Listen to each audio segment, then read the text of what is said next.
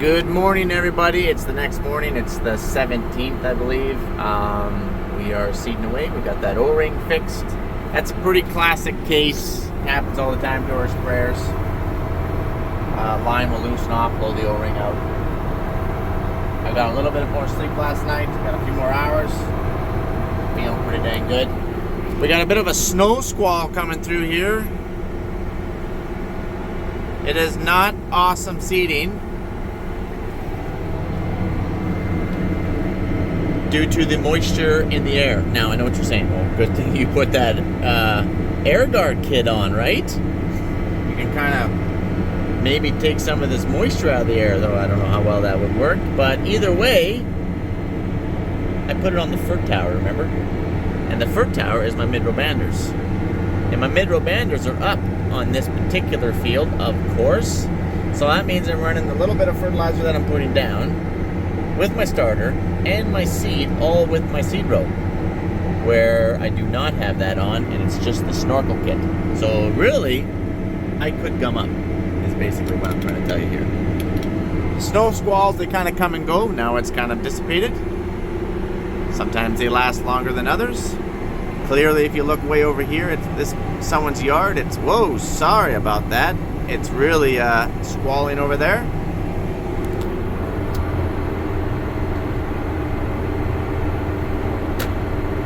I'm gonna go a little longer anyway.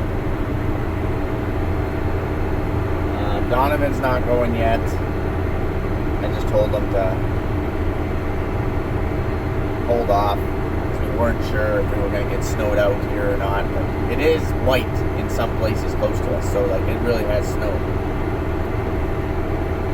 And Donovan's further away, so I don't know if I want to send him all the way out. And by the time he gets there, like, yeah, okay, we're going to shut down and wait for this to pass, and then it's just a wasted trip. So he's just kind of hanging tough. I'm right close to the farmyard, right close to the farm.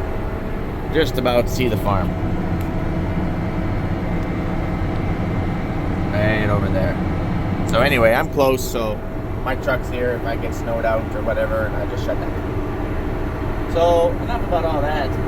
How's it pull? Well, it's pulling really easy. We're going downhill. Only 60% power.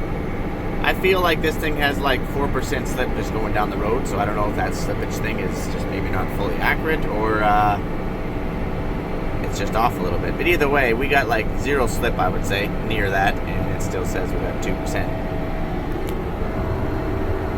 Doesn't really matter. We're going down a long hill. The cart is already half empty. So it better be like 50% power with next to no slip, or we would be in a world of trouble.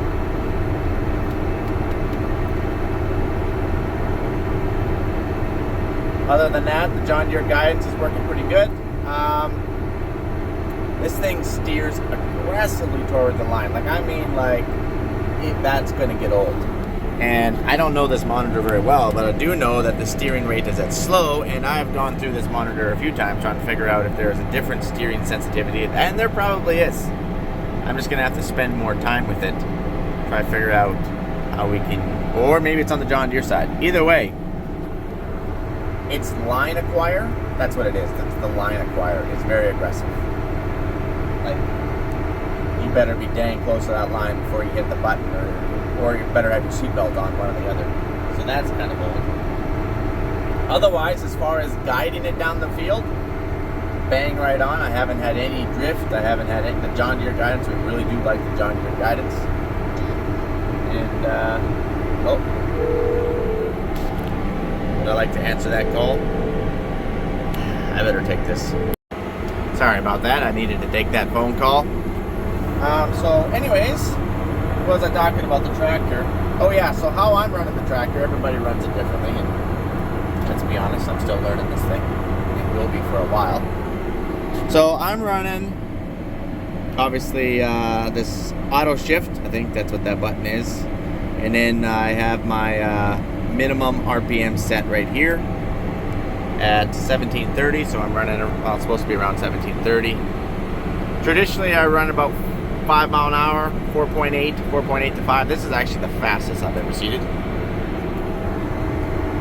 We're making time now, guys. And so basically, if I just you guys can't see this, I'll go like this here. It reminds me a little bit like the Fendt. I can just pull it back ever so slowly, and it shifts. Now it's down to 4th gear. Pull back some more. Now it's down to 3rd gear. My RPMs stay high. I need that because the Case tractors do not have a... you can't set the fans and keep them. So the Fendt had 2 pumps. These things have 2 pumps, but you could prioritize whichever hydraulic, you could prioritize those pumps. So I had prioritized both my fans with the Fendt tractor. So it did not matter what I did. I could idle that tractor down because it was an MAN engine. It was the Fendt 1167 2-track, if you're wondering what I'm comparing it to. I could idle that thing all the way down to 600 RPM. Like nothing. And those fans were still screaming at 4,000 or 5,000 RPM because I prioritized all my oil to those pumps. I could steer it. I could lift my openers out of the ground. My pumps never fluctuated, or my fans never fluctuated. This, you can't do that. These Case tractors, you can't do that, at least not to my knowledge, and I don't even know if you can do that with a John Deere. I know that John Deere just came out with their big high horsepower 4-wheel drive tractors, and that was one of the questions I asked, and I prioritize both those pumps because I know on the bigger versions, like they have massive pumps, like 160 gallons flow there, so that's massive versus these things are like 119, 120, same as the Fendt. I'm like, well, can I prioritize them? Can I prioritize 3 hydraulics? With that much flow, I should be able to prioritize 3 hydraulics. And they're like, not sure about that. I want to be able to run my fans at max speed with an idle. I could do that with Fendt, and it was awesome. And the reason why that was nice to do is because sometimes you want to slow down. You're on a nice flat field. You can idle it right down as long as it was an MAN engine. It was a low RPM, high torque engine. And so it was super quiet. You could quiet it right down. If I do that with this Case tractor, I idle this thing down to 1400. Well, first of all, I'm going to lose my whole torque curve. That's just how these engines are designed. And second of all, my fan speed's going to drop right off the map, and then I'm going to plug my towers. So by keeping my minimum at 17, that's kind of where I need it to be. I'm sure I could maybe take it down to 1650. I don't think I'd dare take it below 16. Otherwise, it does start to fluctuate my fan speed. So I'm used to the Fendt, obviously. I'm used to coming into a corner and just slowing down. So I can kind of do that now. And just slow down, it's auto shifting. Slow down, slow down, slow down, slow down. My fans are still, about 4,900 RPM. And then I can just keep speeding up. And then I believe that you can adjust the sensitivity of this if you would like to, how sensitive you want it. That would make sense. So it's a little getting used to, but I do like the shifting. It shifts way better than a John Deere. At least the John Deeres that I've ran. I can't speak for the new ones. I'm sure the new ones shift better. But let's be honest, nobody buys a John Deere tractor for its transmission. Nobody buys a John Deere tractor for its transmission. Oh my goodness. But anyways, we're climbing a bit of a hill here. We're burning about 20 gallons an hour. That's active, so that's actual. It's going up and down, which is pretty good. Of course, we don't have a lot of load though either.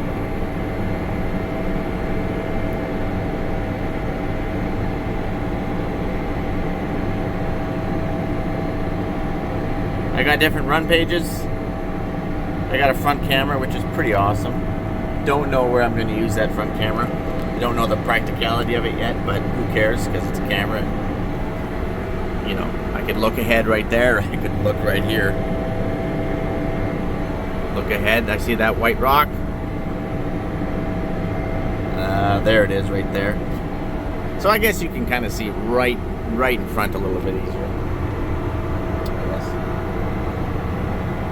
I know there's been lots of questions, and I think I touched on this in another video, was, Mike, why the heck did you put a John Deere guidance system? Why did you do that to this Case tractor? Because after all, you didn't even try the 1200 with the Trimble guide. You didn't even try it, Mike. Didn't even try it. Well, that's kind of cool. It's because we run everything off the op center, which is John Deere, and it's just easier for us if we just keep everything the same. Yes, I know we have a few pieces of equipment not yet in it or on it, but that's the way we seem to be merging right now. We know it, we like it. Now, I also run another app as well. I think I'm running Farm at Hand as well, owned by Telesag. Pretty sure. Owned by Telesag, Farm at Hand. Anyways, we run 2 apps. The problem is with that particular app is I can send out all my work orders. I can, what field is going to get sprayed with what, and what's going to get seeded with what. I can do all that.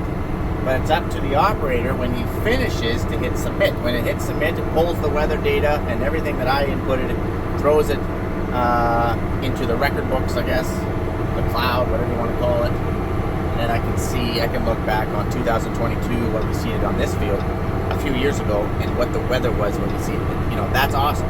But, like I said, it's up to the operator to get that done. You know how many times they take off because, they've been running 18, 20 hours a day, and they just go to the next one and start seeding, and they forgot to submit, and like, oh yeah, they wake up the next morning like, oh yeah, we forgot to submit that. So then they submit. First of all, it pulls the wrong day, and then it pulls the weather. Yes, you can edit the date, but you can't edit the weather. Unless you're like, okay, well, what was the weather at that time? You're completely guessing. Completely guessing. So then I was like, well, then it's inaccurate for spraying, because if somebody calls you and say, hey, I think you might have burnt my field, first of all, that better not happen. Second of all, you'd be like, oh, well, let me check the app and see what the wind was doing. Oh, yeah, the wind was blowing right to you. There's a high probability that we did that. And apparently it was 40K. What was the sprayer doing spraying at 40K winds? Whatever, right? We're the John Deere Op Center, to my knowledge. While you're on it, it's pulling the data. So I can leave this field, come back. As soon as I drive to the field, it pulls up the field. As soon as I drive in, all I have to do is hit resume work. And then I can look on my app and be like, oh, I started this field 3 days ago. I came back in 2 days ago, and then you can come and go. And it's not up to the onus of the operator to get the data. It's literally just collecting it while you're there, which is awesome. Just skips a step, makes it easier for me. It doesn't cost me any more money to do that. Well, that's not true. I had to put John Deere Guidance in here. No, I like the John Deere Guidance. I'd put it in even if it didn't collect any data. Anyways, that's the dealio. I think maybe we'll get the other drills going here. I think it's just threatening the snow, and I don't think it's actually going to snow.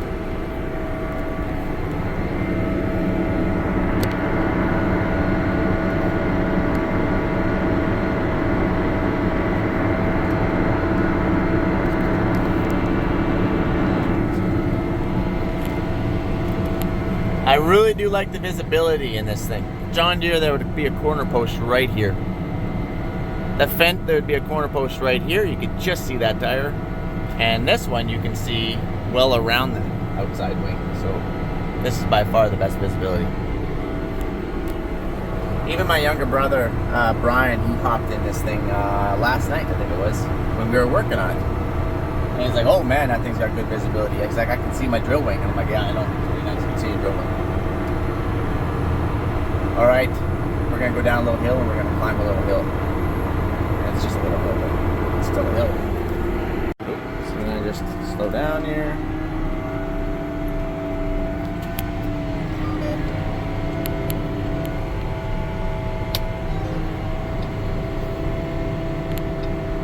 When you're turning on a hill, you want to go really slow, or that cart can push your drill around. Bad things can happen. Yes, the cart has brakes, but still, it can still push your drill around.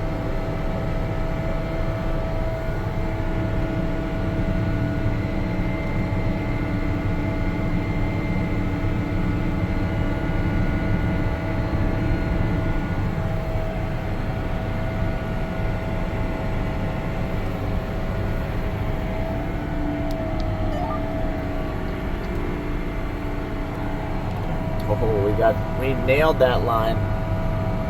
All right, down.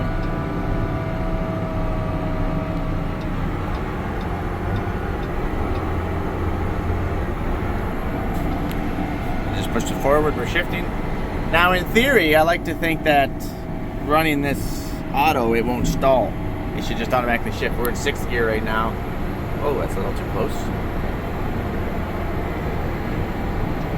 Apparently we were running 85% horsepower, 10% slip. I believe 10%. It's a pretty good little hill, but we're empty pretty much. So.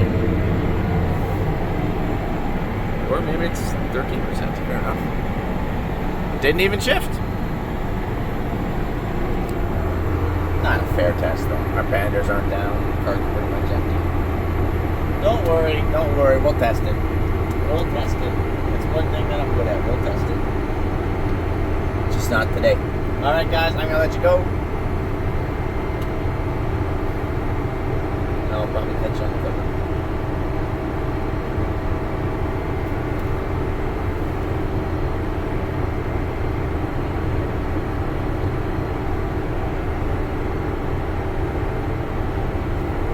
Nobody else going. I don't even have any radio chatter. Normally there's always a lot of chatter on the radio. You get 10 guys with radios, it can get pretty busy. But it's also a lot of fun. Alright guys, I'll let you go. Adios amigos.